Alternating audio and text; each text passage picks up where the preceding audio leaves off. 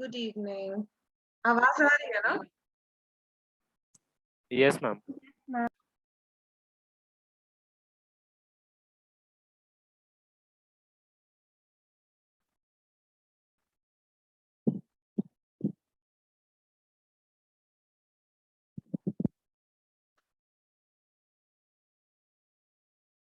एक सेकंड बस।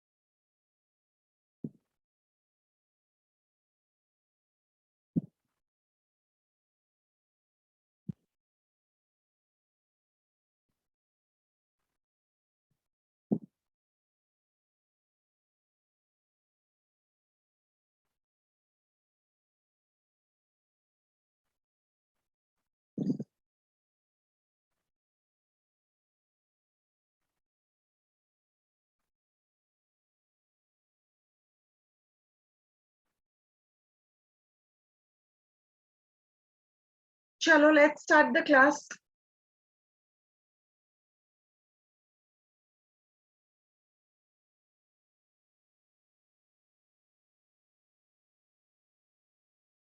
ओहो,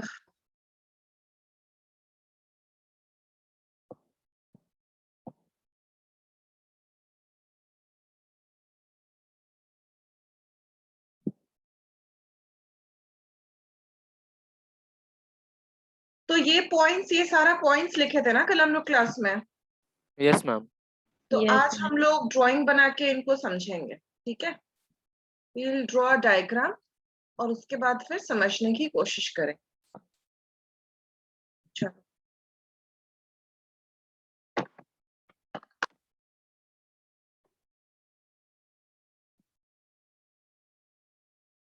हेडिंग डालो स्ट्रक्चर ऑफ डीएनए।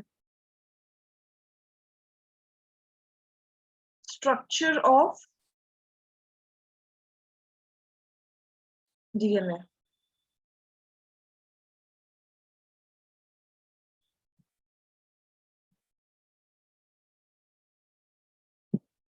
अब डीएनए का कैसा स्ट्रक्चर होता है? डीएनए का डबल हेलिक्स स्ट्रक्चर होता है। तो हम पहले ड्रॉ करते हैं, उसके बाद मेरे पार्ट ड्रॉ करना।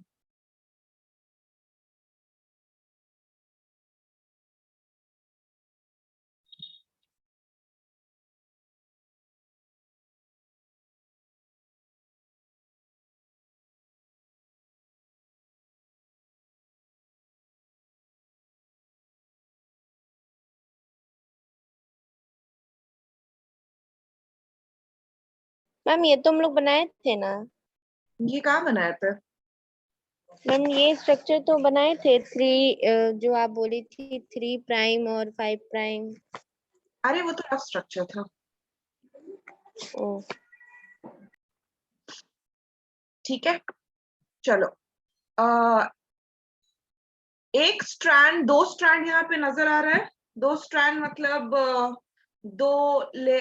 दो अलग अलग स्ट्रिंग्स यहाँ पे नजर आ रहा है। दो अलग वायर्स यहाँ पे नजर आ रहा है। दो अलग स्ट्रैंड्स नजर आ रहा है, यस मैम। है ना?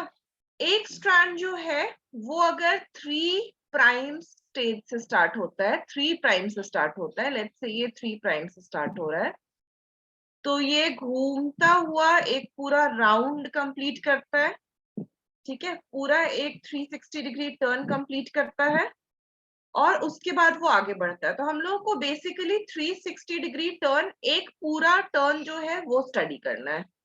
ठीक है, एक टर्न जो है वो पूरा 360 डिग्री का टर्न होता है।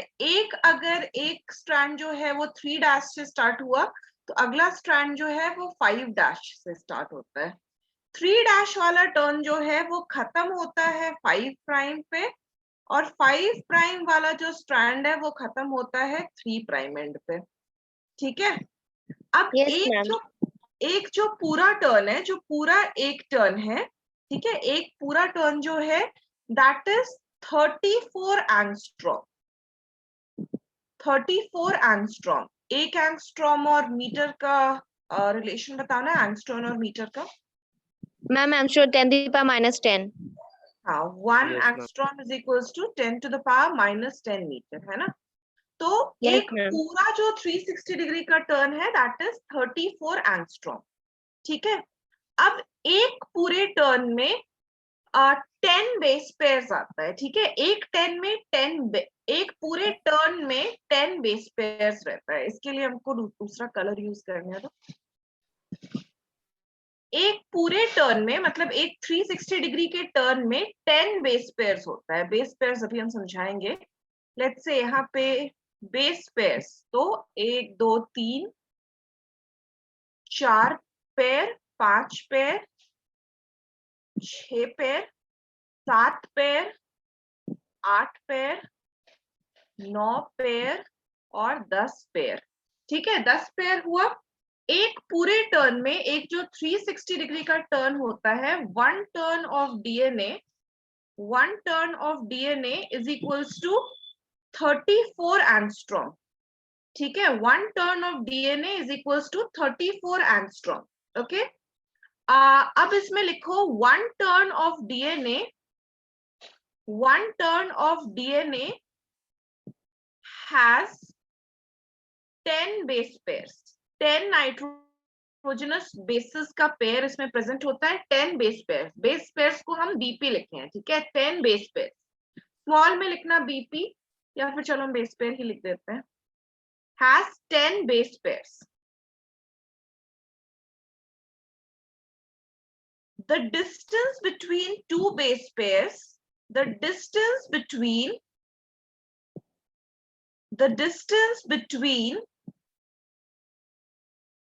two base pairs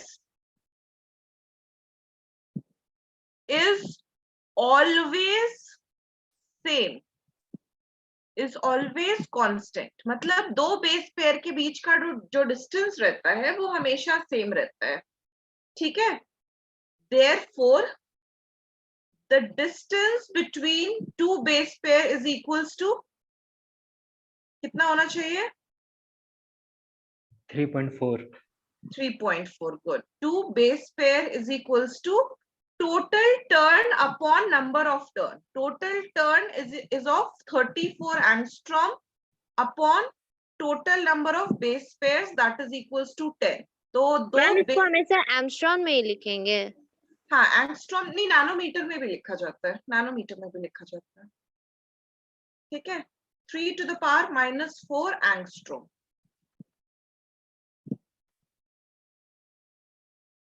ठीक है, ये लिखो, पहले इस वाले पार्ट को लिखो। Yes, ma'am. Done. No Yes, ma'am. ma'am. अच्छा अच्छा, ठीक है, लिखो।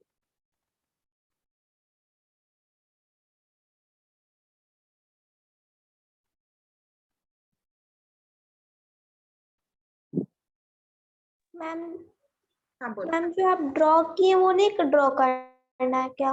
वो ड्रॉ करना है, पहले ये लिख लो फिर ड्रॉ करना है। अभी हम ऊपर करेंगे स्लाइड को। Okay ma'am.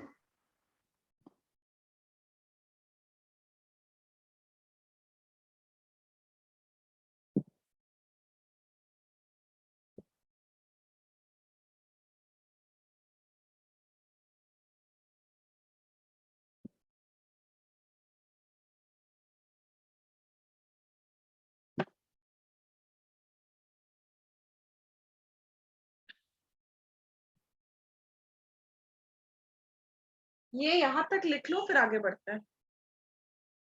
Yes ma'am, done. सभी का हो गया ना? Yes ma'am. चलो ठीक है। अब देखो, एक पूरा टर्न जो है 360 डिग्री का, एक जो पूरा टर्न है 360 डिग्री का, यहां से स्टार्ट होकर के यहां तक एक पूरा टर्न जो है 360 डिग्री का, इसका साइज है 34 एंगस्ट्रॉम, ठीक है। 34 एंगस्ट्रॉम, इसको नैनोमीटर्स में भी लिखा रहता है कहीं कहीं, 3.4 नैनोमीटर। तो 34 एंगस्ट्रॉम का ये पूरा जो है एक पूरा जो राउंड है 360 डिग्री का, वो 34 एंगस्ट्रॉम का है। अब इस 34 एंगस्ट्रॉम में 10 बेस पेयर्स प्रेजेंट है, ठीक है। 10 बेस पेयर्स प्रेजेंट है। 10 बेस पेयर्स अभी हम लोग ड्रॉ किए थे, है ना। रेड से जो स्टेयर्स ड्रॉ किए हैं ना, रेड से जो डंडियां ड्रॉ किए हैं, that is your 10 base pairs. Okay, तो हर दो बेस पेयर के बीच का डिस्टेंस क्या होगा? हर दो बेस पेयर के बीच का डिस्टेंस अगर हम बोल रहे हैं कांस्टेंट है और 10 बेस पेयर्स के बीच में 34 एंगस्ट्रॉम है, तो हर दो बेस पेयर के बीच में 3.4 एंगस्ट्रॉम होगा, है ना? 3.4 एंगस्ट्रॉम। ये Yes, जो ma'am. डिस्टेंस Yes, है ma'am. इसको बोलते हैं पिच। ठीक है, इस डिस्टेंस को बोलते हैं पिच। ओके, इस डिस्टेंस को बोलते हैं पिच। अब 34 एंगस्ट्रॉम का जो डिस्टेंस है वो कवर होता है 360 डिग्रीज में, है ना? 360 डिग्रीज में। तो दो पिच के बीच का डिस्टेंस क्या होगा? दो पिच के बीच का टर्न क्या होगा? Turn between a pitch, turn between two base pairs, turn between two base pairs कितना होगा? 36. 36। मैम आप पिच पिच लिखी हो, इसको हाँ, पिच पिच बोलते लिखना हैं। है। बोलो। पिच दो बेस पेयर को बोलते हैं। दो बेस पेयर के बीच का जो डिस्टेंस होता है ना, उसको बोलते हैं पिच। एक छोटा सा जो टर्न हुआ दो बेस पेयर्स के बीच में, उसको पिच बोलते हैं। तो turn between two base pairs कितना होगा? Total turn is of 360 degree, है ना? Total turn is of 360 degree. और टोटल बेस पेयर्स कितना है? 10 है। तो टोटल हर बेस पेयर के बीच में कितने का टर्न हो रहा है? 36 डिग्री का टर्न हो रहा है। समझ रहे हो इस बात को? Yes, ma'am.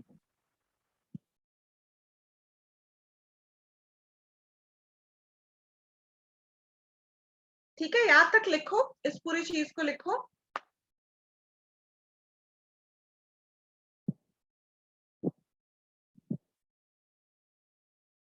मैम ऐसे डीएनए में कितने सारे स्ट्रक्चर्स होते हैं, मतलब ऐसे कितने सारे अम, जैसे कि एक में 10 हुआ तो आगे कितना और स्ट्रक्चर 10 बनता 10 है? ही रहता है। हर टर्न में 10 बेस पेयर्स ही रहता है, कांस्टेंट रहता नहीं है। मैम, टर्न कितने रहते हैं? टर्न टर्न टर्न कितना तो सारा रहता है? अनकाउंटेबल रहता है, ओ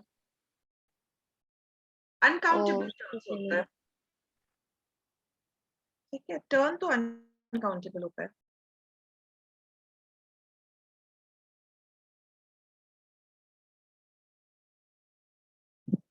मैम ये जो दो बेस पेयर्स रहते हैं वो साथ में जुड़े हुए नहीं रहते क्या? मतलब हम लोग जब डीएनए का स्ट्रक्चर देखे हैं तो उसमें तो हम लोग को जुड़ा जुड़ा हाँ, लाइंस जुड़ा दिखाया जुड़ा गया है। हुआ रहता है, जुड़ा हुआ रहता है। अभी हम जानबूझकर नहीं वैसे किए हैं, जुड़ा हुआ रहता है क्योंकि बॉन्ड्स प्रेजेंट होता है ना बेस पेयर्स के बीच में, तो जुड़ा हुआ रहता है। मैम ये हो गया। ठीक है, अगर तुम लोग चाहो तो इसको जोड़ सकते हो, ऐसा कुछ नहीं है। हम दो बेस पेयर्स नजर आए इस शेल पे, हम जोड़े नहीं थे, चाहो तो इसको जोड़ लो, डॉटेड लाइन से जोड़ना।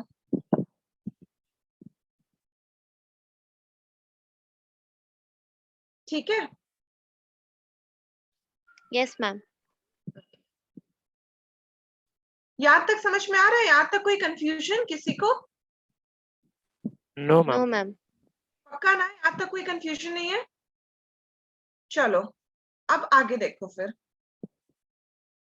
अब बेस पेयर्स को ठीक से बनाते हैं, बेस पेयर्स को ठीक से समझते हैं। अब ये तो हो गया आपका स्ट्रक्चर जो क्रिस्टलोग्राफी में नजर आया कि इस तरह का बेस पेयरिंग प्रेजेंट रहता है। यहाँ पर आगे भी बेस पेयरिंग ऐसे प्रेजेंट रहेगा, इस तरह से बेस पेयरिंग आगे भी प्रेजेंट रहेगा।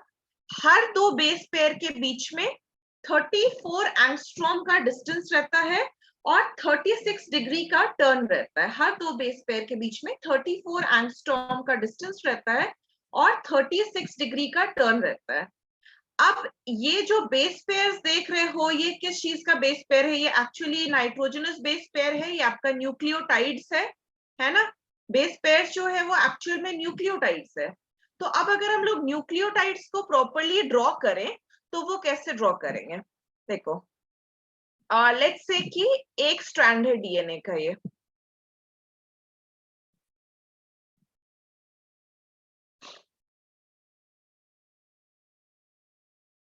स्ट्रेट लाइन है, ठीक है? मान लो ये एक स्ट्रैंड है, ठीक है, जो कि 5 प्राइम टू 3 प्राइम रन कर रहा है। मान लो ये दूसरा स्ट्रैंड है जो कि 3 प्राइम टू 5 प्राइम रन कर रहा है। अब यहाँ पे हम 5 बेस पेयर्स ड्रॉ करेंगे, पर हम यहाँ पे टर्न नहीं दिखाए हैं, ठीक है, हम टर्न नहीं दिखाए हैं, यहाँ पे हम 3D स्ट्रक्चर नहीं ड्रॉ कर रहे हैं, यहाँ पे टर्न नहीं दिखाए हैं, यहाँ पे हम बेस पेयर्स समझाने की कोशिश कर रहे हैं। ओके, अब देखो, एक साइड है जो 5 प्राइम से स्टार्ट होता है और 3 प्राइम तक जाता है, एक स्ट्रैंड जो है। दूसरा स्ट्रैंड एंटी पैरेलल है, तो इधर से 5 प्राइम से स्टार्ट होके एंड जो है 3 प्राइम तक जाता है, ठीक है। अब देखो क्या होता है कि यहाँ पे शुगर है, न्यूक्लियोटाइड कौन से 3 सब्सटेंस का बना हुआ है? Ma'am nucleoside plus phosphate. Nucleoside plus phosphate. Nucleoside किस चीज का बना हुआ है? मैम ये इसका क्या बोलते हैं, पेंटोस शुगर और नाइट्रोजनस बेस। पेंटोस शुगर और नाइट्रोजनस बेस, ठीक है। तो यहाँ पे हम एक न्यूक्लियोटाइड बना रहे हैं, तो यहाँ पे एक फॉस्फेट लगा सकते हैं। Phosphate plus sugar plus nucleotide क्या होता है? न्यूक्लियोटाइड क्या होता है? Plus phosphate plus sugar sugar plus plus nitrogenous base. Nitrogenous base, ठीक है। तो फॉस्फेट हम अटैच किए, पेंटोस शुगर हम अटैच किए, और यहाँ पे हम एक नाइट्रोजनस बेस ड्रॉ कर रहे हैं, ठीक है, नाइट्रोजनस बेस ड्रॉ कर रहे हैं।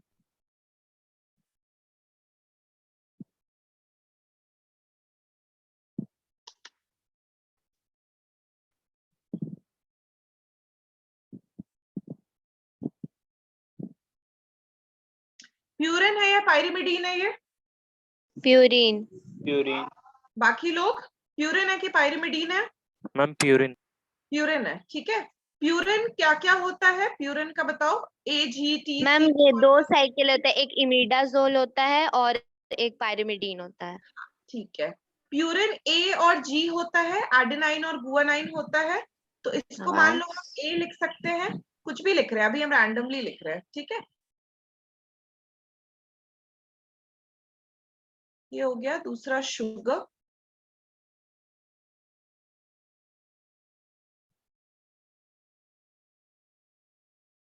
हम आप एक क्यों लिखिए? एडेनाइन का स्ट्रक्चर बना है। ओह, मान लो कि ये एक सिंगल साइकिल है, तो ये प्यूरिन है या पायरिमिडीन है? पायरिमिडीन। पायरिमिडीन है, तो पायरिमिडीन मान लो हम इसको T लिख दिए, मान लो ये थाइमीन है, ठीक है। अब एक और फॉस्फेट लगा, एक और पेंटोस शुगर लगा, ठीक है। अब एक और यहाँ पे हम स्ट्रक्चर बनाते हैं, देखो हम रैंडमली बना रहे हैं कुछ भी, ठीक है। ये क्या है, प्यूरिन या पायरिमिडीन? तो अंदर होते होंगे ना डीएनए के, मतलब आप तो बाहर बना दी ना। क्या? ये सभी स्ट्रक्चर जो आप बाहर साइकिल निकाली हो वो सब तो अंदर प्रोजेक्टिंग आउट होता है, प्रोजेक्टिंग आउट। वो बाहर ही होता है मैम। हाँ, गलती से नहीं बनाया, ओह, ठीक है। एक और शुगर यहाँ पे हम बनाए, पेंटोस फॉस्फेट, और एक और शुगर यहाँ पे बना है, ठीक है। 5 बेस पेयर्स बना। अब देखो, अब यहाँ पे हम कुछ और स्ट्रक्चर्स बनाते हैं,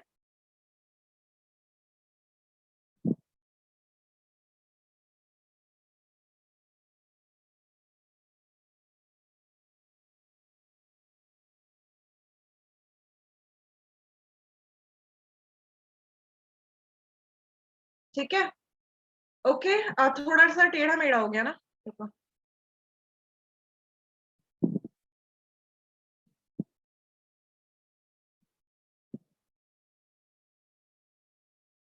ठीक है। अब थर्ड स्ट्रक्चर जो हम बनाए, मान लो कि ये ग्यूआनाइन का है, ठीक है। फोर्थ स्ट्रक्चर जो हम बनाए हैं, मान लो कि ये एडेनाइन है, और फिफ्थ स्ट्रक्चर जो बनाए हैं, मान लो वो साइटोसिन है, ठीक है। तो पूरा न्यूक्लियोटाइड दिख रहा है एक साइड पे, phosphate plus sugar plus nitrogenous base, दिख रहा है पूरा का पूरा एक न्यूक्लियोटाइड। Yes ma'am. अच्छा, बाकी कोई रिस्पॉन्सिव क्यों नहीं है? बाकी लोग बताओ, समझ में आ रहा है? Yes ma'am. किसी को अगर नहीं समझ में आ रहा है तो प्लीज बता देना, आई विल रिपीट इट, ठीक है? चलो, तो ये स्ट्रक्चर यहाँ पे समझ में मैम आया। आप 5 टाइम क्यों लिखी है? 5' हम क्यों लिखे हैं? क्योंकि ये जो फॉस्फेट ग्रुप है ना, this is always present at 5' and, ठीक है? फॉस्फेट ग्रुप हमेशा 5' एंड पे रहता है, और शुगर का जो थर्ड पोजीशन पे OH रहता है ना, वो यहाँ पे प्रेजेंट रहता है टुवर्ड्स द टेल,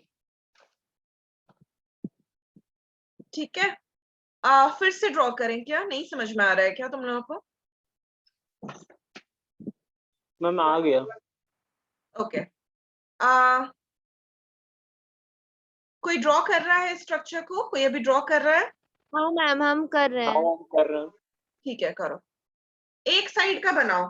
फॉस्फेट जो रहता है ना, फॉस्फेट जो रहता है वो हमेशा 5' एंड पे, जिस एंड पे फॉस्फेट प्रेजेंट रहता है वो एंड हमेशा 5' एंड कहलाता है, ठीक है? और जिस एंड पे शुगर का रेसिडुअल OH प्रेजेंट है, शुगर का रेसिडुअल OH जिस एंड पे प्रेजेंट है वो होता है 3' एंड, ठीक है? जिस एंड पे फॉस्फेट प्रेजेंट है वो होता है 5' एंड। अब देखो, जहां पे हम 3' एंड लिखे हैं वहां पे फॉस्फेट नहीं प्रेजेंट है, लास्ट मॉलिक्यूल जो है वो फॉस्फेट नहीं है। जिस साइड में लास्ट मॉलिक्यूल फॉस्फेट है वो आपका 5' एंड होता है, ठीक है? ओके, अब देखो, इस साइड में ये जो साइड मैम है ये, मैम हाँ बोलो।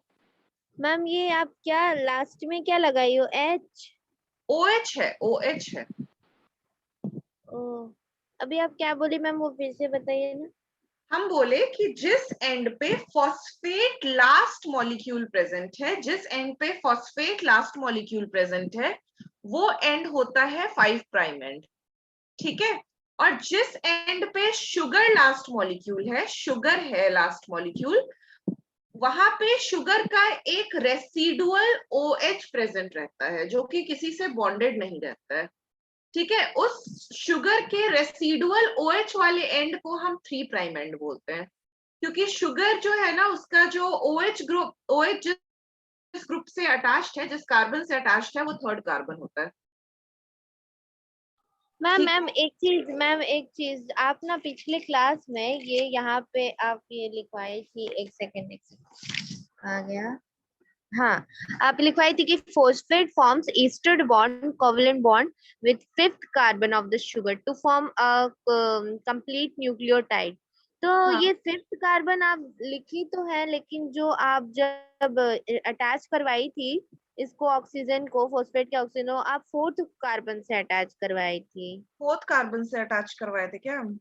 हाँ, और आ, लिखवाई आप 5। एक सेकेंड, हमको चेक करना दो।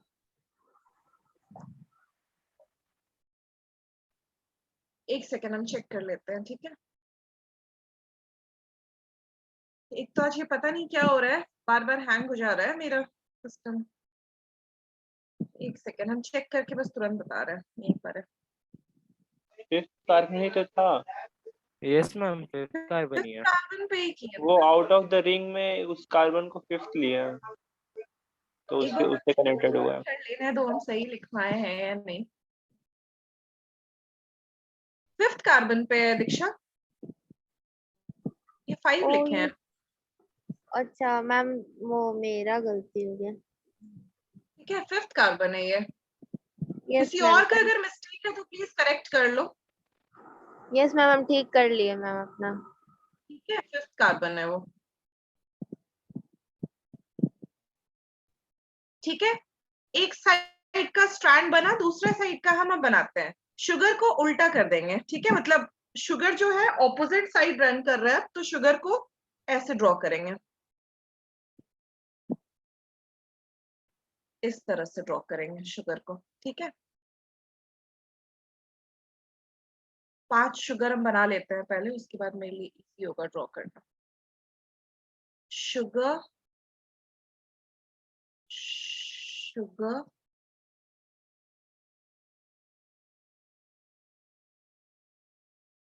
शुगर, मैम 5 ही शुगर क्यों जाते हैं?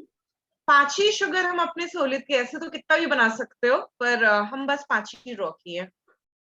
ठीक है, मतलब अपनी मनमर्जी से हम ड्रॉ किए हैं, क्योंकि बहुत ज्यादा बनाना फिर हमको ही बनाना पड़ता है ना, इसलिए हम 5 ही बनाए हैं, ऐसे ही बनाए हैं, मतलब रैंडमली बनाए हैं, कोई ऐसा रीजन नहीं है। ठीक है, हम हाफ हेलिक्स शो करने की कोशिश किए हैं। अब देखो मेरा जो फॉस्फेट है वो बाहर निकल रहा है, हम कोशिश करते हैं अंदर रखने का इसको। ठीक है, तो ये फॉस्फेट है। उसके बाद फिर नेक्स्ट स्ट्रैंड का जो फॉस्फेट है वो कुछ ऐसे जुड़ा। फिर नेक्स्ट स्ट्रैंड का जो फॉस्फेट है वो ऐसे जुड़ा। इसको हम रब कर देते हैं। नेक्स्ट स्ट्रैंड का जो फॉस्फेट है वो इससे जुड़ा। ठीक है, समझ में आ रहा है ना, ये शुगर है।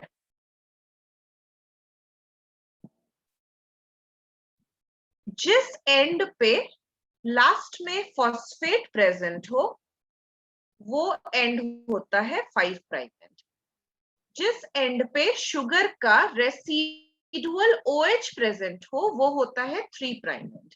ठीक है, शुगर बन गया, फॉस्फेट बन गया। अब क्या ड्रॉ करना है? अब यहाँ पे एडेनाइन है तो दूसरे तरफ क्या होगा? थाइमीन होगा। अगर एक तरफ एडेनाइन है तो एडेनाइन का बेस पेयरिंग किसके साथ होता है? थाइमीन के साथ। एडेनाइन का बेस पेयरिंग हमेशा थाइमीन के साथ होता है। ठीक है, एडेनाइन का बेस पेयरिंग हमेशा थाइमीन के साथ होता है। थाइमीन का बेस पेयरिंग किसके साथ होता है हमेशा?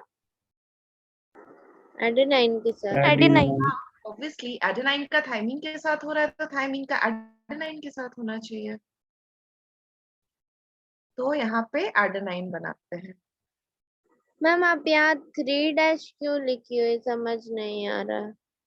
3 डैश क्यों लिखे हैं? शुगर का एक रेसिडुअल OH ग्रुप जो है ना वो प्रेजेंट रहता है यहाँ पे, जो कि किसी से बॉन्ड नहीं बनाता है। आगे फॉस्फेट नहीं प्रेजेंट है, ये लास्ट न्यूक्लियोटाइड है, तो आगे फॉस्फेट नहीं प्रेजेंट है, ये बॉन्ड नहीं बना रहा है।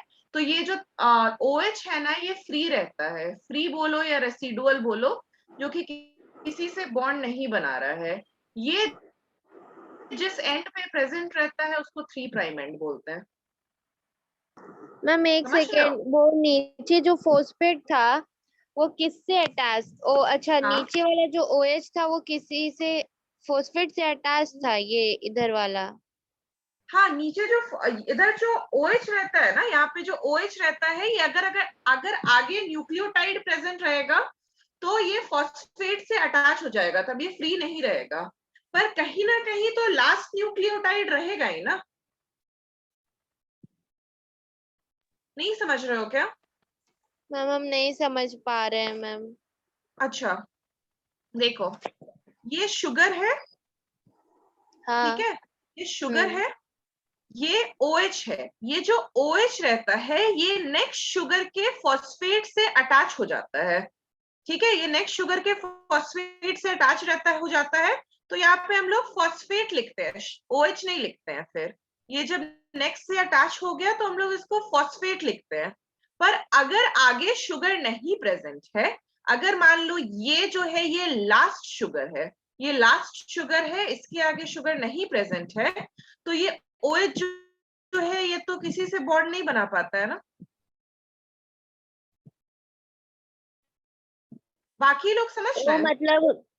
मतलब OH अगर फॉस्फेट के साथ बॉन्ड बनाएगा तो वो ये तो वो बॉन्डेड है, तो OH जो है वो बॉन्ड होके हाँ, फॉस्फेट बन गया, तब तो तो कोई वहां दिक्कत पे नहीं है। 5 अगर ये प्राइम बॉन्ड नहीं लिखेंगे। बना रहा है आगे, अगर ये बॉन्ड नहीं बना रहा है तो ये फ्री है ना। हाँ तो हाँ। इसको रेसिडुअल ग्रुप बोला जाता है। रेसिडुअल ग्रुप जिस एंड पे प्रेजेंट रहता है उसको बोलते हैं 3 प्राइम एंड। ओ समझ रहे अच्छा हो? मैम। यस मैम, अब हम समझ गए। किसी और को इसमें प्रॉब्लम? कोई और जिसको नहीं समझ में आ रहा हो? नहीं मैम, समझ में आ गया। ओके। ग्लूआनाइन का पेयरिंग किसके साथ होता है हमेशा? साइटोसिन। यस गुड, साइटोसिन के साथ होता है। ओके,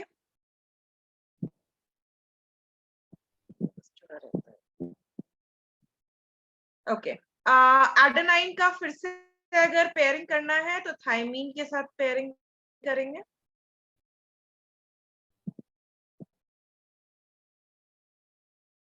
और आगे साइटोसिन का अगर पेयरिंग करना है तो गुआनाइन के साथ पेयरिंग होता है।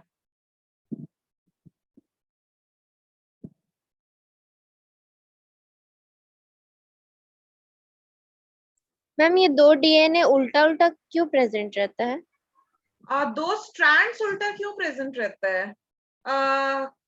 दो स्ट्रैंड्स उल्टा क्यों प्रेजेंट रहता है? क्योंकि एक में फॉस्फेट एक साइड पर है और दूसरे में, एक में फॉस्फेट इस साइड पर है और दूसरे में फॉस्फेट इस साइड पर है। ये उल्टा रन करता है, दोनों स्ट्रैंड्स जो है वो उल्टा रन करता है। क्यों मैम? ठीक है, क्यों? ये ऐसा ही होता है, मतलब ये उल्टा ही रन करता है, ये ऑपोजिट रन करता है स्ट्रैंड्स।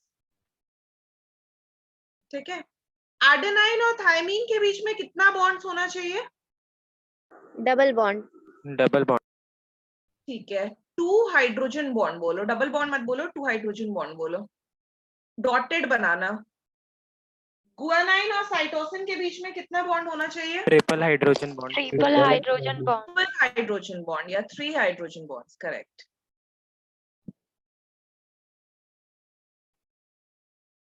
फिर एडेनाइन और थायमीन है तो डबल हाइड्रोजन बॉन्ड, साइटोसिन और गुआनाइन है तो 3 हाइड्रोजन बॉन्ड। ठीक है,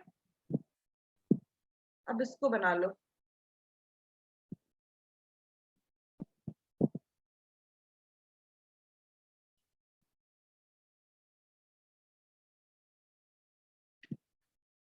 मैम ये जो आप बोल रहे कि double hydrogen bond, triple hydrogen bond, तो ये मतलब हाइड्रोजन बॉन्ड होता है यहाँ पे?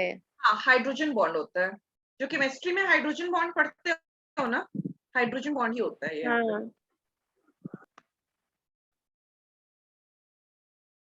मैम हो गया। हो गया, सभी लोग बना लो। नो मैम नहीं हुआ। हाँ हाँ, बना लो बना लो।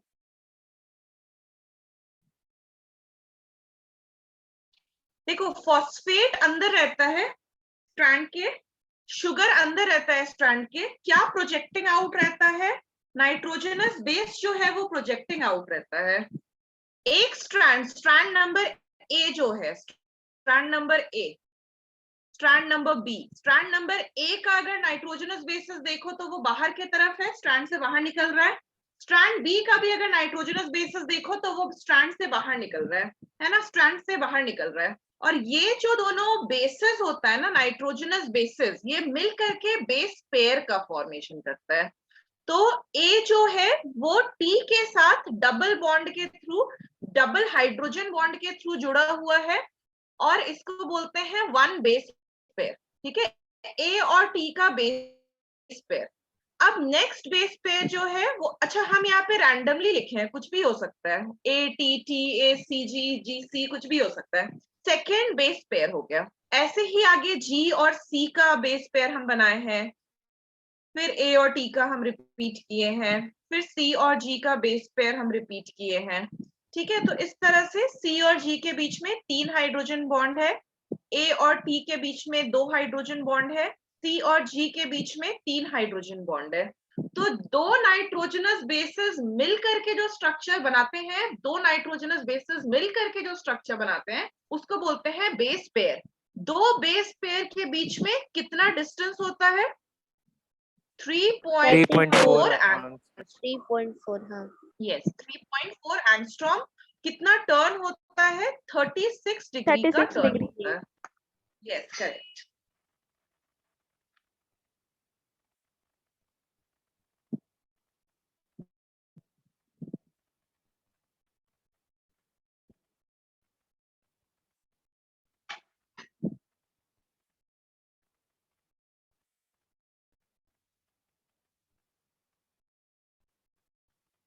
ये जब हो जाए बनाना तो बताना। अच्छा, कोई जिसको नहीं समझ में आ रहा हो, देखो अगर नहीं समझ में आ रहा है तो वो भी नॉर्मल चीज है, ऐसा कुछ नहीं है कि हाँ नहीं समझ में आ रहा है, हमको तो समझ में आ गया। ये बहुत नॉर्मल चीज है अगर नहीं समझ में आ रहा है तो। बट आई एम होपिंग कि सबको समझ में आ रहा होगा।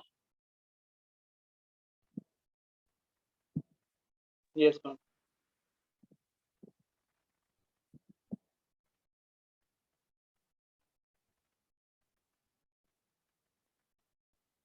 मैम ये लास्ट में सी से साइटोसिन है ना? सी फॉर साइटोसिन है, हाँ। ओके जी। मैम ये चैप्टर अच्छा नहीं है। ये चैप्टर अच्छा नहीं है? हाँ, अभी नहीं तो मैम स्टार्ट अच्छा हुआ है। नहीं। नहीं, ये चैप्टर अच्छा है, ऐसे नहीं बोलते इस चैप्टर को, ये चैप्टर बुरा मान जाता है। बायो में और कोई चैप्टर माने ना माने, ये चैप्टर जरूर बुरा मान जाता है।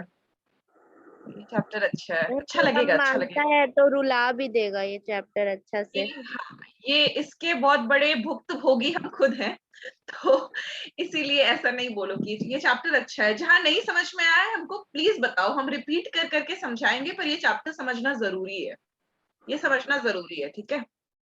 मैम एग्जाम में रुला देगा ना मैम ये चैप्टर, नहीं समझ में आया अगर तो? समझ में आ गया ना तो इस चैप्टर में मार्क्स नहीं कटेगा, इस बात का गारंटी है। अगर ये समझ में आ गया तो इससे मार्क्स नहीं कटता है, और अगर ये नहीं समझ में आता है तो और इससे नीट में बहुत क्वेश्चन आता है, 4 से 5 क्वेश्चन इससे अकेले को आता है। और बोर्ड्स का भी अगर पेपर पलट के देखोगे तो ये चैप्टर से बहुत क्वेश्चंस रहता है। मैम ये जो आप बनाई है इसको रटना होगा? नहीं नहीं, इसको रटने का जरूरत नहीं है, तुम समझाने के लिए बनाया है, बिल्कुल रटने का जरूरत नहीं है इसको। ओ वाओ थैंक यू ठीक है, मैम। ये रटना होगा, ये जो स्ट्रक्चर हम बनाया ना ऊपर, ये स्ट्रक्चर ओ याद करना ये होगा। ओ ठीक है, ठीक है मैम, ये मैम स्ट्रक्चर हो गया मेरा। ये स्ट्रक्चर बनाने को पूछा जाता है। अच्छा, डीएनए का स्ट्रक्चर कभी पूछा जाए तो ये मत बनाना, ठीक है, ये नहीं बनाना होता है। डीएनए का स्ट्रक्चर अगर एग्जाम में आए तो ये बनाना होता है, जो ऊपर बनाया है ना हम लोग, ये स्ट्रक्चर बनाना होता है। This is known as the double helix model, लिख लो साइड में, double helix model.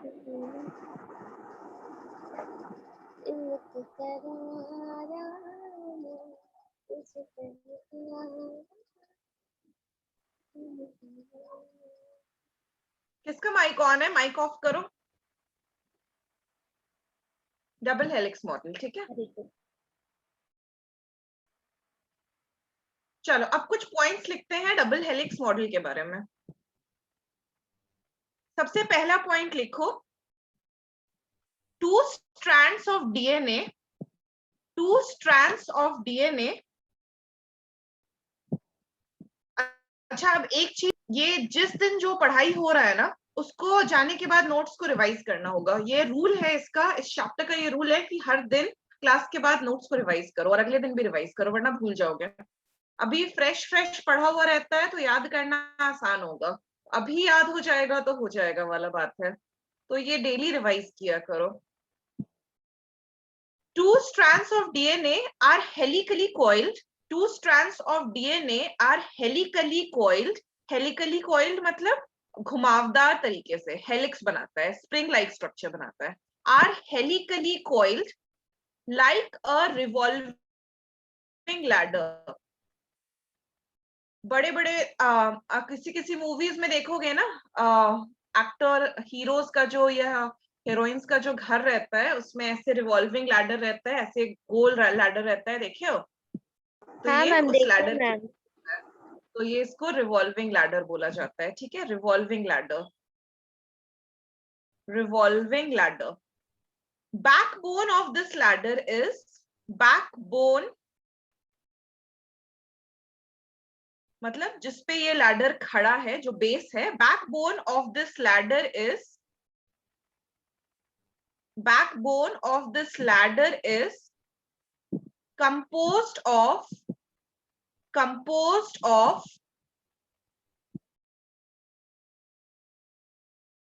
sugars and phosphate.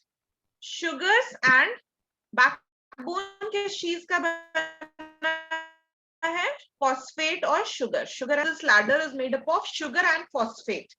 While the steps are made up of, steps मतलब steps, ladder का जो steps होता है, तो इसको अगर ladder को देखोगे तो steps क्या नजर आ रहा है? Steps क्या नजर आ रहा है? नाइट्रोजन बेसिस स्टेप्स की तरह दिख रहा है ना? Yes, ma'am. है ना? तो नीचे चलो। आज ये मेरा पेन जो है ना, पेन और मेरा राइटिंग पैड जो है, ये अपने मन मर्जी से चल रहा था। मैम आपका वीडियो बहुत रुक रहा है। क्या यस मैम, बहुत रुक रुक के चल रहा हाँ है। मैम आपका वीडियो रुक रहा है। वीडियो रुक रहा है मेरा? अच्छा, हाँ मैम। को देखते हैं, कुछ उपाय करते हैं इसके लिए। उसमें फिर वीडियो रुकने लगता है तो या तो चलो फिर भी तुम लोग थोड़े अंडरस्टैंडिंग हो। वहां तो मेरा 5 सेकंड वीडियो रुका, 5 स्टूडेंट गायब, जो भी स्टूडेंट रहता है वो भी गायब हो जाता है। 1 सेकंड, होल्ड ऑन।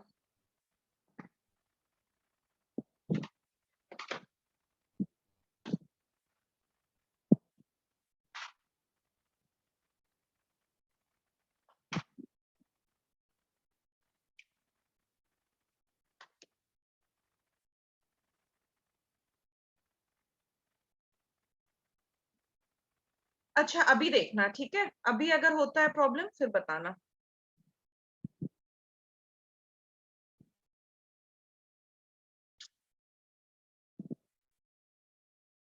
ठीक है?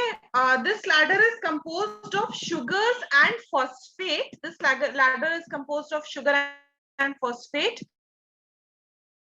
While steps, अभी भी लैग हो रहा है क्या? हाँ मैम, वीडियो थोड़ा बहुत लैग हो रहा हाँ मैम। अरे, काम चल जाएगा अभी। मैम आप एक बार काम चल रीजॉइन जाएगा। करिए ना मैम। हाँ मैम ठीक है। काम चल जाएगा। रिजॉइन करेंगे हम। काम चल रहा है ना तुम लोगों का भी? यस मैम ठीक है, नहीं भी हो गया। करिएगा तो चलेगा। तो अभी काम चलने दो, ठीक है? अभी मैम चला लो। आवाज आ रहा है ना अभी? हाँ ठीक है, मैम आवाज तो आ ही रहा है। ठीक है। तो while the steps are composed of pairs of nitrogenous bases, या फिर बेस पेयर्स कह सकते हो।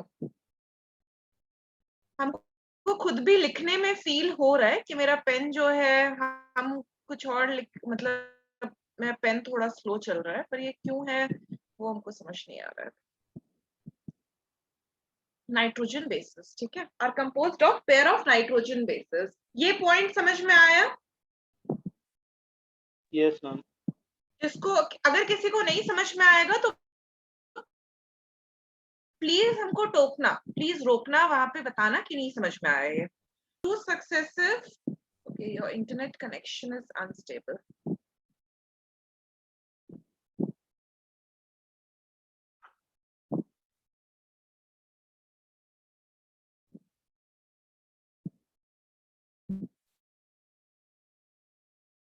Distance between two successive steps is 3.4 angstrom. Distance between two successive steps is 3.4 angstrom. रुको, हम अपना ये वीडियो ऑफ कर देते हैं। Distance between two successive steps is 3.4 angstrom. In one complete in one complete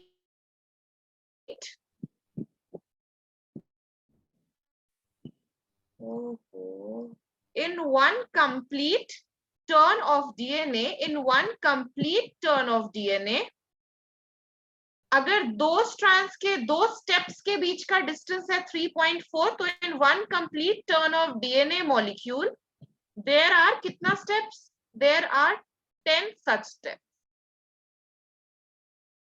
total turn में 10 steps होता है ना, there are 10 such steps.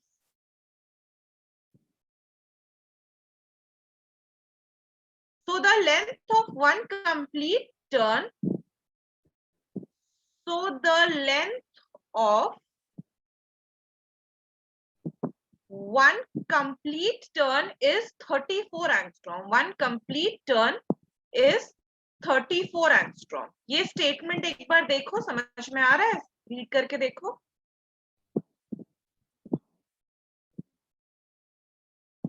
This is called helix length.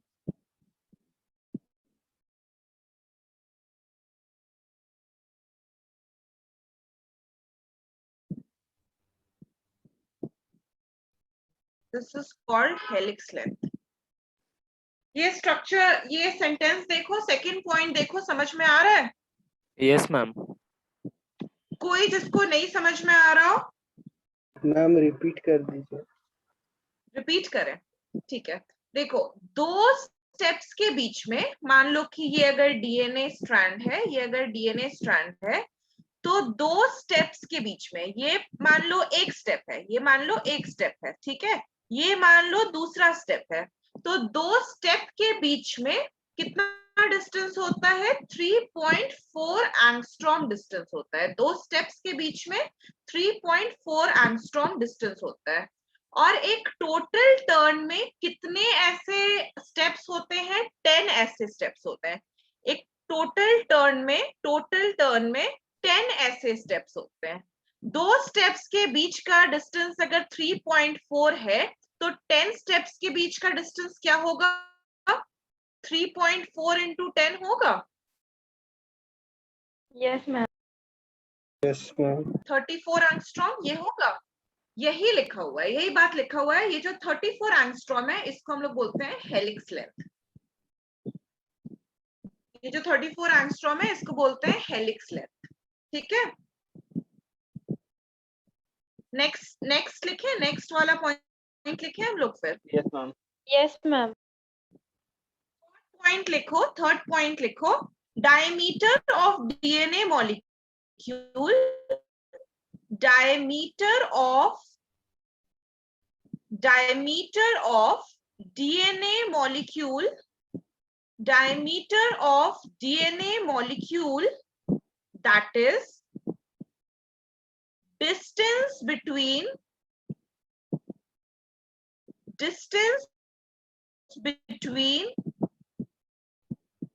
two strands, distance between two strands is 20 angstrom. ये constant रहता है, ये constant रहता है। अब यहाँ पर देखो, डीएनए इस तरह से घूमा हुआ रहता है, इसलिए बीच में लगता है कि डीएनए का लेंथ जो है वो खत्म हो गया, डीएनए जो है वो चिपक गया एक दूसरे से। ऐसा नहीं है, ये 3D मॉलिक्यूल है, ठीक है, ये 3D डायग्राम है, इसलिए ऐसा लगता है कि लेंथ चेंज हो रहा है। जबकि डीएनए जो है ना, एक घुमावदार लैडर जो होता है, एक घुमावदार सीढ़ी जो होता है घर में, वो इस तरह का नजर आता है, इस तरह का कुछ नजर आता है ना, इस तरह का।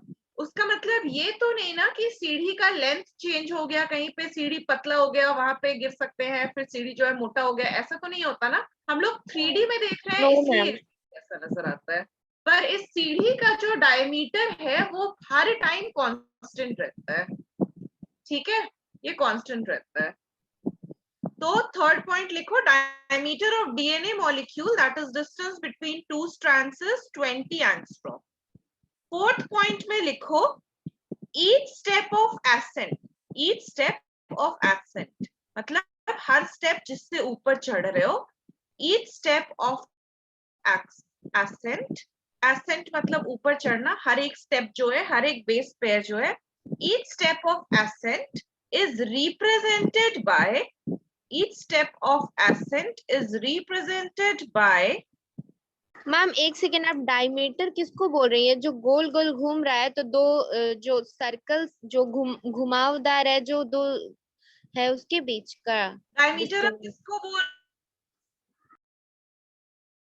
रहे हैं? देखो, रुको रुको रुको, डाय बना है, सॉरी, डायमीटर हम इसको बोल रहे हैं, यहां से लेकर के यहां तक का जो डिस्टेंस है, ये 20 एंगस्ट्रॉम है। ओ, आप इसको डायमीटर बोल रही हाँ, हो? ये मार्क कर लो, डायग्राम में मार्क कर लो, ये हम बनाना ठीक है। भूल गए। मैम ये जो ये कंप्लीट नहीं होगा वहीं पे ना, जहाँ पे ये कंप्लीट ना हो? नहीं, ये जो डीएनए का डायमीटर है ना, वो फिक्स्ड रहता है 20 एंगस्ट्रॉम। नहीं नहीं मैम, हम डायमीटर बोल रहे थे। डायमीटर आप उसी को बोल रहे ना, जो ये थ्रेड जैसा दो निकला हुआ है। ये पूरा चीज जो है, इसको हम डायमीटर बोल रहे हैं, यहाँ से यहाँ तक ये ओ डायमीटर अच्छा, है। अच्छा ये अब पूरा- समझ गए मैम। ये पूरा चीज जो है, इसको हम डायमीटर बोल रहे हैं, ठीक है, ये डायमीटर है।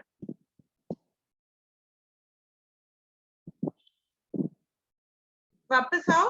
Each step of ascent is represented by a pair of bases at each step of ascent. At each step of ascent. At each step of ascent. At each step of ascent, the strand turns कितना degree? हर base pair में strand कितना degree turn कर जा रहा है? 36. 36. 36. Strand turns 36 degree. ठीक है.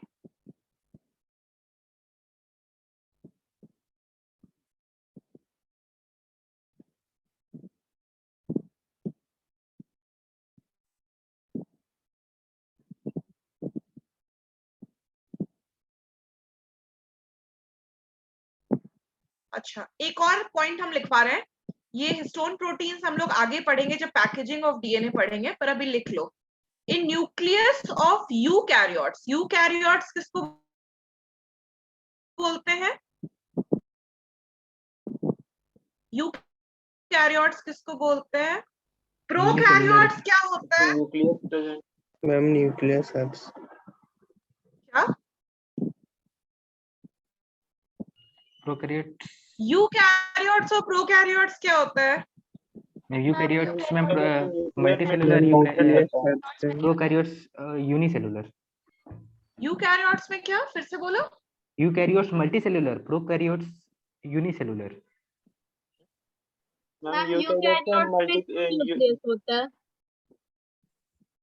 Eukaryotes में क्या होता है? True nucleus. क्या होता है? Two nucleus. True nucleus ma'am. True true nucleus. हाँ, ट्रू न्यूक्लियस होता है यूकैरियोट. प्रोकैरियोट में फर्स्ट न्यूक्लियस. अच्छा, ओके. मैम मेम्ब्रेन बाउंडेड रहता है न्यूक्लियस इसके. ये कौन आंसर दे रहा है? पुष्कर. हाँ मैम. हाँ, ठीक है. पढ़े क्या कहीं पे अभी? मैम उस समय से वही बोलना चाह रहे थे, बीच में सब लोग आंसर भी दे रहे थे.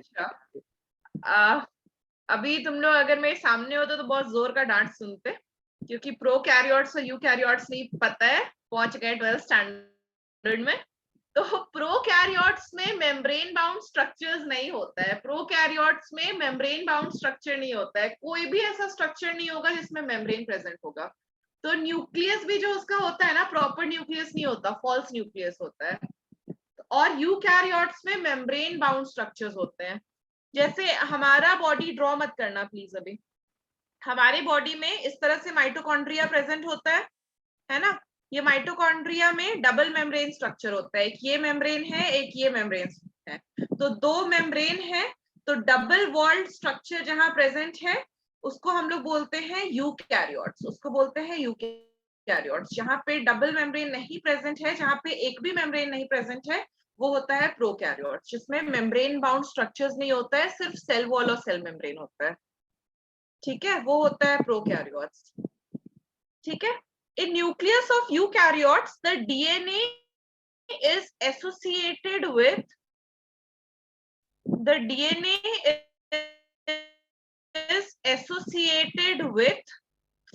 associated है ये. ठीक है, associated with histone proteins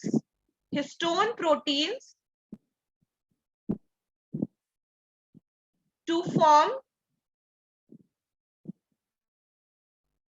nucleoprotein. अब अगर ये पॉइंट नहीं समझ में आ रहा है तो कोई बात नहीं, हम लोग जब पैकेजिंग ऑफ डीएनए मॉलिक्यूल पढ़ेंगे तब हम लोग हिस्टोन प्रोटीन्स पढ़ेंगे. बस हम यहाँ पे ये पॉइंट लिखवाए हैं क्योंकि एग्जाम में जब क्वेश्चन आएगा ना कि structure of, explain the structure of DNA, तो आप क्या करोगे उस टाइम पे?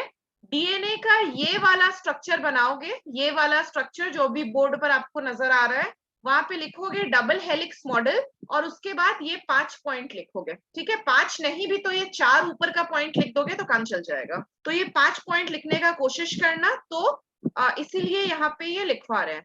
दिस इज एन आंसर कि अगर क्वेश्चन आया कि explain the structure of DNA examination में या टेस्ट में, तो ये लिखने वाले हो.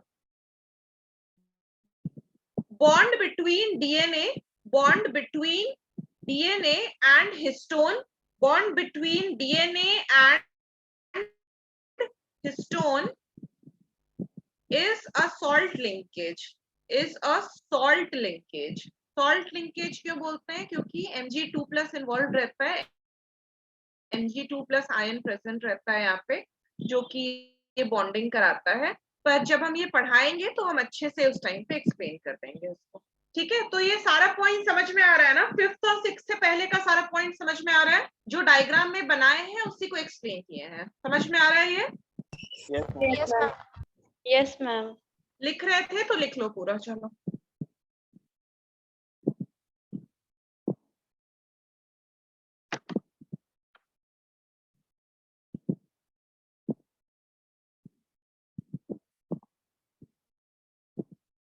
हो जाए लिखना तो बताना, फिर आगे बढ़ते हैं। हो गया ना? Yes ma'am. हो गया? Yes, ma'am. Yes, ma'am. अब नेक्स्ट हेडिंग, नेक्स्ट पॉइंट लिखो। वेट अ सेकेंड, अलग पैराग्राफ में लिखो। ठीक है, अलग चेंज करके, पैराग्राफ चेंज करके लिखो। Chargaff's equivalency rule. Chargaff's equivalency rule.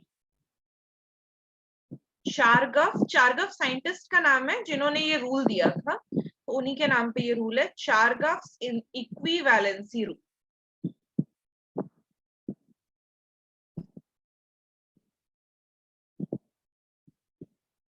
Chargaff's equivalency rule. ठीक है, इसमें लिखो चारगफ्स इक्विवेलेंसी रूल क्या है? In a double stranded DNA molecule, in a double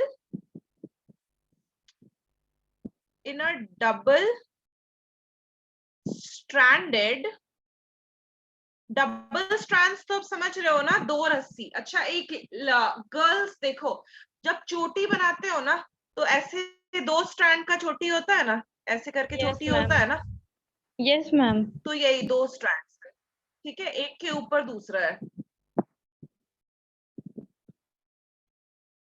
ऐसा नहीं है कि हम गर्ल्स बोले तो बॉयज लोग को समझ नहीं आया होगा कि हम क्या बात किए, बट ठीक है। तो in a double stranded DNA, in a double stranded DNA comma, amount of purine nucleotides, amount of purine nucleotides, amount of purine nucleotides is Pyrimidine के बराबर equals होता है। to, हाँ, yes, correct, is equals to amount of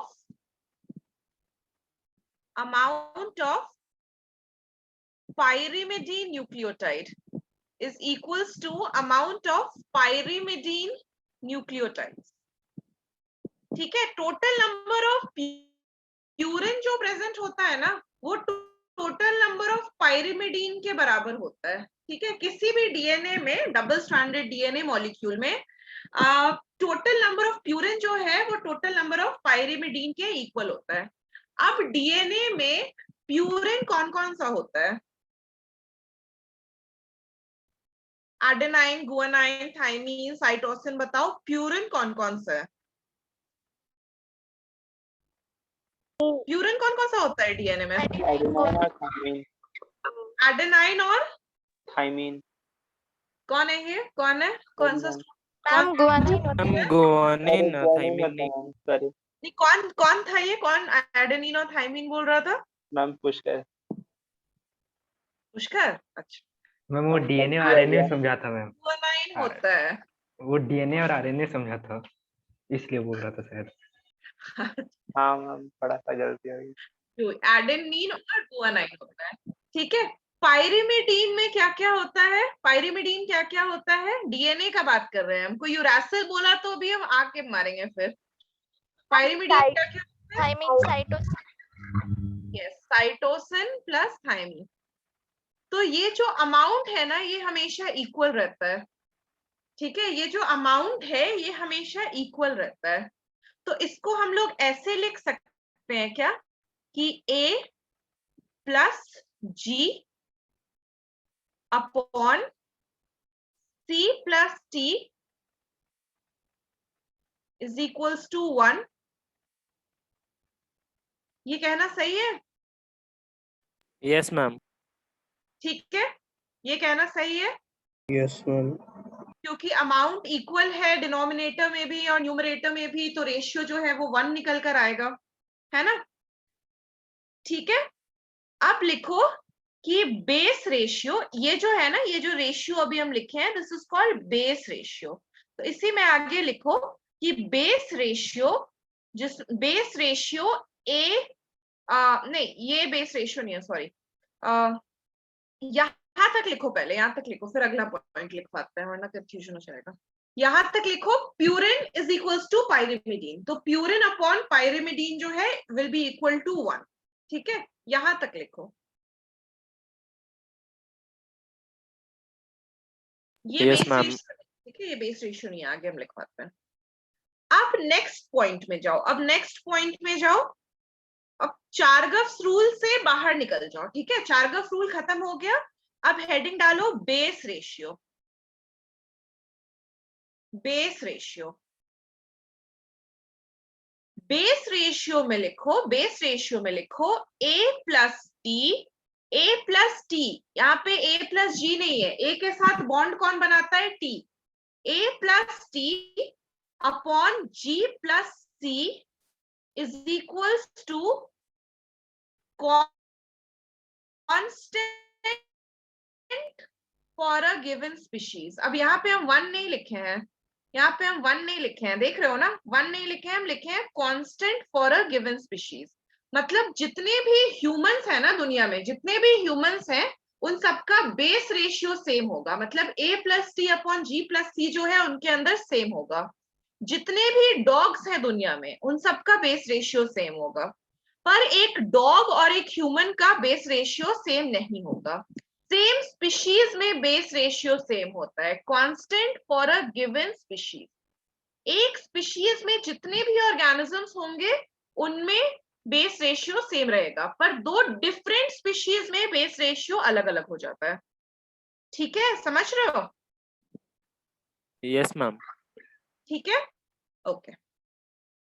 अभी देखो, अभी एक और चीज लिखेंगे, नेक्स्ट पॉइंट डालो, इन अ डीएनए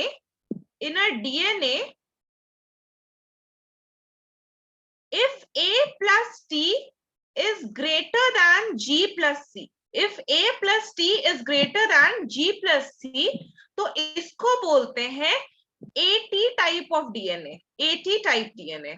ठीक है, अगर A और T G और C से ज्यादा है तो इसको बोलते हैं AT टाइप डीएनए। ठीक है, A और T अगर ज्यादा है तो इसको बोलते हैं AT टाइप डीएनए। तो बेस रेशियो 1 से ज्यादा होगा या बेस रेशियो 1 से कम होगा? ज्यादा होगा। अगर A प्लस टी ज्यादा है और G प्लस C कम है, तो A प्लस टी अगर ज्यादा है तो base ratio should be more than 1 ना। मान लो अगर yes A plus ma'am. T 3 है, ठीक है, मान लो A प्लस टी 300 है और मान लो G प्लस C 100 है, तो इसको अगर कट करते हैं तो 3 आ रहा है विच इज ग्रेटर देन 1, है ना? तो 80 टाइप ऑफ डीएनए में, 80 टाइप ऑफ डीएनए में base ratio is always more than 1। ठीक है, समझ रहे हो? Yes, ma'am. बाकी लोग? Yes, ma'am. Yes ma'am. Base ratio is always more than 1। ये किसका डीएनए होता है? ये होता है यूकैरियोटिक डीएनए। जितने भी यूकैरियोट्स है ना, अच्छा, यूकैरियोट्स हमेशा मल्टीसेल्यूलर होते हैं। ठीक है, यूकैरियोट्स हमेशा मल्टीसेल्यूलर होते हैं, प्रोकैरियोट्स हमेशा प्रोकैरियोट्स हमेशा यूनिसेल्यूलर होते हैं, पर हर यूनिसेल्यूलर ऑर्गेनिज्म प्रोकैरियोट नहीं होता है। कोई यूनिसेल्यूलर यूकैरियोटिक किंगडम बताओ।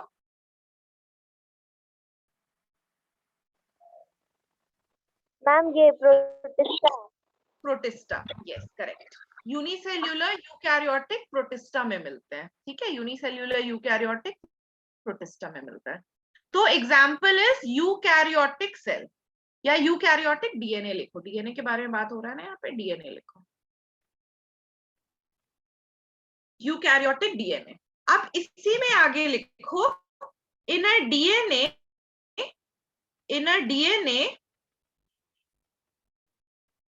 अगर G plus C is greater than A plus T, it is called GC type DNA. GC type DNA. It is called GC type DNA. It is called GC type DNA. GC type DNA है तो base ratio should be more than 1 या less than 1? less than 1. Yes, less than 1. Base ratio is always, समझ में आ रहा है ना ये कैसे हो रहा है? Yes ma'am. Yes ma'am. A हमेशा T के साथ बॉन्ड करता है, G हमेशा C के साथ बॉन्ड करता है, लेस देन 1। एग्जाम्पल क्या होगा? Prokaryotic DNA.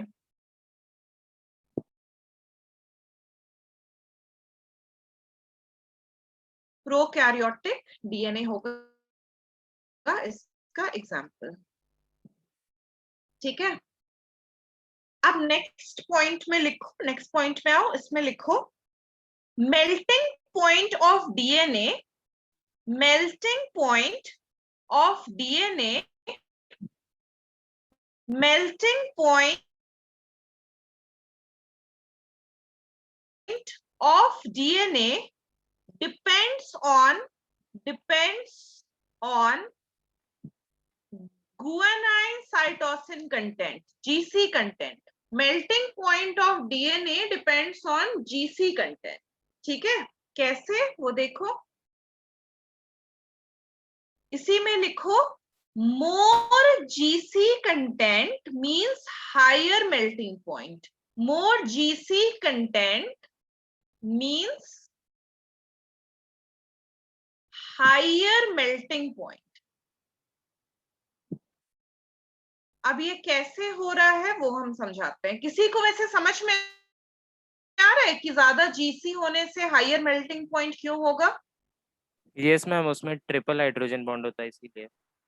Yes, very good, very good.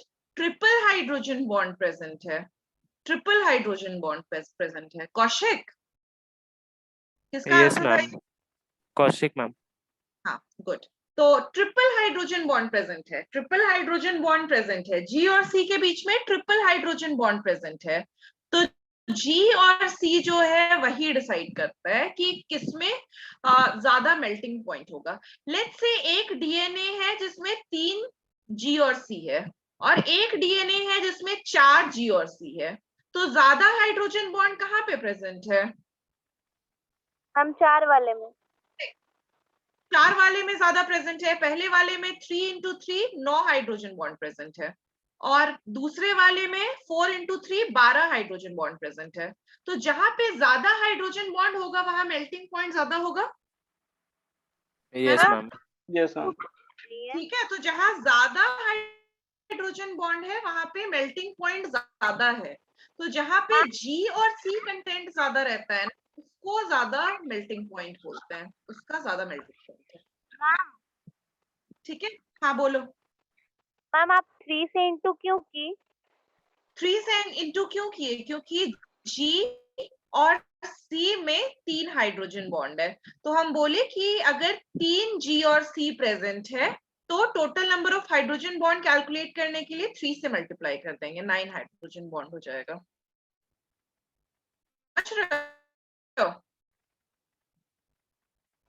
समझ रहे Yes हो? मैम।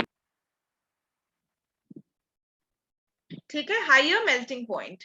तो बस एक लास्ट सेंटेंस लिख लो, TM मतलब temperature of melting point, melting point मतलब TM temperature of melting of prokaryotic DNA should be more than eukaryotic DNA या फिर लेस देन यूकैरियोटिक डीएनए, क्या होना चाहिए?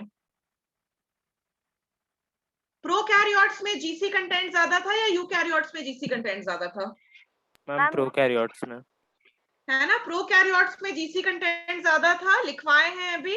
तो temperature melting point of prokaryote DNA is always higher than melting point of eukaryotic DNA.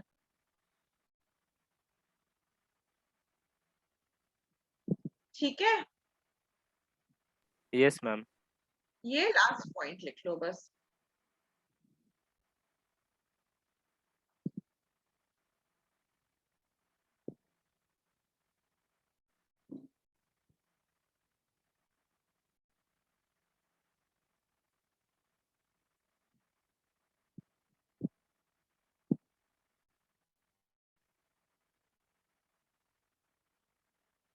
ठीक है, बताओ।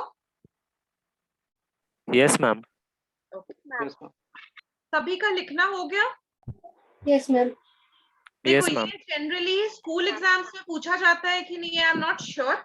ये शायद स्कूल एग्जाम्स में नहीं पूछा जाएगा, पर ये बेस रेशियो और ये सब हम जो लिखवाए हैं ना, ये सब चार्गेव्स इक्विवेलेंसी रूल तो इम्पोर्टेंट है, पर बेस रेशियो सब जो हम लिखवाए हैं ये मेनली आपके नीट के लिए है। ये जो लास्ट सेगमेंट जो हम लिखवाए हैं ये मेनली आपके नीट के लिए है। अगर एग्जाम में क्वेश्चन आता है कि what is the configuration of DNA molecule, what is the structure of DNA molecule, तो डीएनए का जो हम सबसे पहला डायग्राम बनाए हैं, ये वाला डायग्राम, इस डायग्राम को प्रॉपर्ली ड्रॉ करोगे, इसको लेबल करोगे, ठीक है, ये सारे पॉइंट्स को यहाँ पे ना लिखो अगर, तो प्रॉपर्ली स्टेटमेंट वाइज हम जो लिखवाए हैं 5-6 स्टेटमेंट, ये स्टेटमेंट लिख देना, ठीक है, that will be your complete answer. Okay, और देखो ये रटने का भी जरूरत नहीं है, ये सब अगर समझ लोगे ना, 2-3 बार अगर समझ लोगे, 2-3 बार अगर रीड कर लोगे, तो ये खुद ब खुद समझ में आ जाएगा, फिर ये खुद से लिख सकते हो। Okay, yes ma'am. ठीक है, ओके। एक मिनट, अभी डीएनए में ना थोड़ा बहुत कुछ कुछ और बच रहा है, लगभग 15-20 मिनट का टॉपिक बच रहा है, वो हम अगले क्लास में लेंगे, ठीक है, अगले क्लास में वो सेगमेंट हम लेंगे। थोड़ा सा डीएनए बच रहा है, 15-20 मिनट का ऑलमोस्ट। एक बार डीएनए खत्म हो जाएगा, उसके बाद फिर हम लोग पैकेजिंग ऑफ डीएनए पढ़ेंगे। पैकेजिंग ऑफ डीएनए क्यों पढ़ना है? क्योंकि अब डीएनए जो है वो एक बड़ा सा मॉलिक्यूल होता है, ठीक है, डीएनए का लेंथ जो है दैट इज ऑलमोस्ट 2.2 मीटर, ठीक है। एक ह्यूमन डीएनए का लेंथ कितना होता है पता है? 2.2 मीटर होता है। 2 मीटर बहुत बड़ा साइज हुआ, है ना। एक दुपट्टे का साइज 2 मीटर होता है, तो 2 मीटर जो है वो that is a huge size.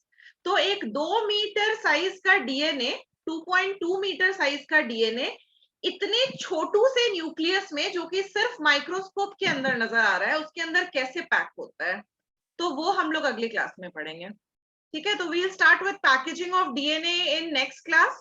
थोड़ा बहुत डीएनए का कुछ कुछ बच रहा है, तो वो पढ़ के रखना। अगले क्लास में देखते हैं, अगले क्लास में पैकेजिंग ऑफ डीएनए स्टार्ट हो जाएगा। हम एक्सपेक्ट कर रहे हैं कि पिछले क्लास में जो कुछ भी लिखवाए थे ना, अब तुम लोगों को एक बार ये रीड करके देखना, ये अब तुम लोगों को समझ में आ जाना चाहिए। एक बार इसको रीड करके देखना, ये समझ में आ जाएगा। और हम जो कुछ भी लिखवाए हैं अभी तक इस चैप्टर में, मंडे को वो सारा रिवाइज करके आओगे क्लास में। हम किसी से भी कोई भी क्वेश्चन पूछ सकते हैं, ठीक है, समझ रहे हो? Yes ma'am. Yes. ओके, सभी लोग, किसी से भी हम कोई भी क्वेश्चन पूछेंगे तो सब लोग रिवाइज करके आओगे, ओके। और रिवाइज करते रहोगे ना तो अपना बर्डन कम होता जाएगा। मतलब अभी रिवाइज नहीं करोगे तो बाद में अचानक से ये चैप्टर जब रेप्लिकेशन पे पहुंचेंगे ना, रेप्लिकेशन, ट्रांसक्रिप्शन, तो उस टाइम पे लगेगा कि क्या ही यार, क्यों ही ले लिए थे 11th में बायो, तो इस मतलब बायो साइंस। तो इसीलिए अभी से अगर रिवाइज करते जाओगे तो ट्रस्ट मी, ये चैप्टर डिफिकल्ट नहीं है, बस रिवीजन अभी से करते जाओ, वरना एक साथ अगर बैठोगे ना इसको रिवाइज करने, तो उस टाइम पे मौत आता है बिल्कुल, तो इसलिए वो मत करना, अभी से ही कर। हाँ बोलो। Ma'am test? अच्छा हाँ, कल सैटरडे हम सोच रहे थे टेस्ट ले लें क्या? नहीं मैम, क्योंकि क्लासेस No, कल ma'am. लगनी शायद कल क्लास होगा। ठीक ठीक ठीक ठीक ठीक, कोई बात नहीं। अभी तुम लोग मॉलिक्यूलर जेनेटिक्स रिवाइज करो बस, ठीक है? अभी तुम लोग बस ये रिवाइज करो। नेक्स्ट टू नेक्स्ट सैटरडे हम एंजियोस्पर्म्स का टेस्ट ले लेंगे, उस टाइम पे पढ़ लेना। अभी मेन फोकस मॉलिक्यूलर जेनेटिक्स रखो। एंजियोस्पर्म्स ना वो बाद में भी पढ़ा जा सकता है, एक बार तो पढ़ ही लियो, समझ ही लियो, वो बाद में भी हो जाएगा। पर ये अगर छूट जाता है तो छूट जाता है, मतलब I am telling from my personal. और ऐसा इंसान बता रहा है जो कि जिसका खुद when she was a student उसका molecular genetics अच्छा नहीं था। तो टेक इट फ्रॉम मी, अगर ये एक बार रह जाता है तो ये रह जाता है। अब मेरा अच्छा है because I studied it in graduation, और अभी भी फिर पढ़ना पड़ता है, तो इसलिए अब मेरा अच्छा है, अब आई नो द कंसेप्ट। पर स्टूडेंट लाइफ में अगर ये चैप्टर खराब हो जाता है तो ये खराब हो जाता है, फिर बाद में पढ़ना पड़ जाता है, तो इसलिए। हाँ बोलो। मैम एनसीईआरटी एनसीईआरटी अब रीड कर सकते हो, रुको एक सेकंड हम बताते हैं एनसीईआरटी में क्या रीड करना है। Wait a second.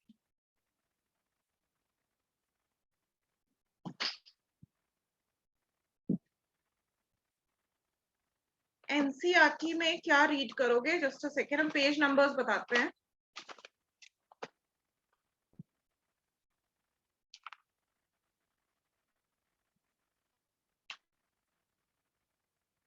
Packaging of DNA helix से पहले पहले तक, packaging of DNA helix page number 99 में है, उससे पहले तक अब आप लोग रीड कर सकते हो, ठीक है? Okay ma'am. Packaging of DNA helix से पहले तक रीड कर सकते हो। Is that okay?